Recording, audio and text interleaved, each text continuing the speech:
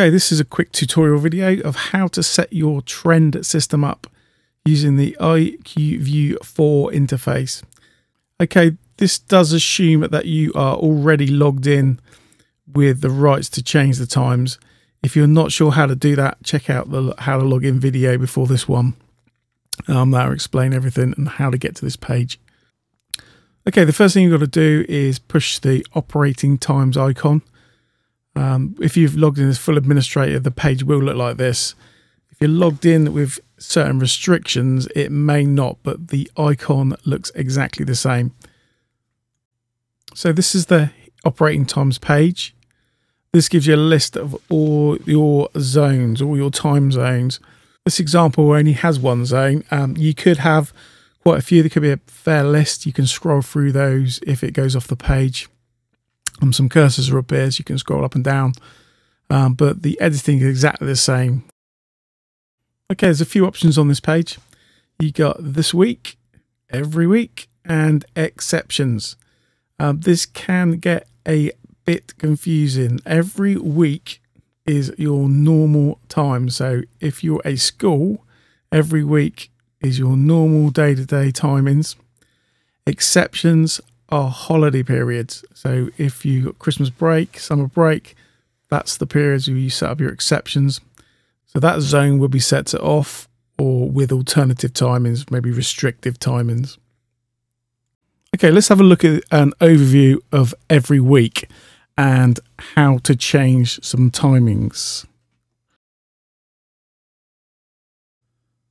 This is the overview page of every week. On heating zone 1, which is called heating, which is shown at the top of the page. Gives you a quick overview of the times for each day, which is represented by the blue block, which represents the chunk of time that the zone will be enabled for that particular day. For instance, Monday in this instance is between 7 and 5 p.m. You can use the up and down arrows on the right of the screen just to scroll up and down through the different days. To change the time, all you need to do is touch the block or the name, Monday, Tuesday, Wednesday, and so on, and it takes you to the next page. And to change the time, just hit the change button. We're now in the time editors page. There can be several times per day. You may have more than one on and off period for one day. In this instance, we only have one. Keep it simple. But if you did want to add another time period to this day on this zone, it's fairly simple to do. You just touch the green cross to the left, as shown on the left here by the main time. So for instance, if you wanted another period on this day, currently this is at 7 in the morning till 5:30. Maybe you wanted with another one from 8 till 10 in the evening.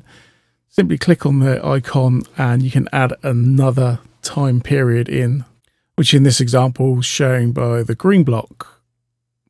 But I think for this demonstration we'll cancel that and we'll just concentrate on the single time period for this day on this zone. So just like you've already seen, you touch the block where the time's listed. You can then touch the end or start time block and then use the 6 increment keys in the center of the screen to go up or down 1 minute, 10 minutes, or 60 minutes. As you do the changes, you can see the block at the top of the screen that shrinks and expands just to show the actual time span that you're changing, along with the numeric figures each side for the start and the end times.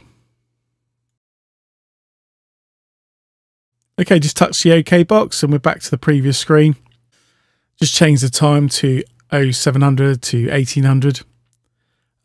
Just a quick one here as well. You notice the copy paste buttons. These are extremely useful because most days are very similar.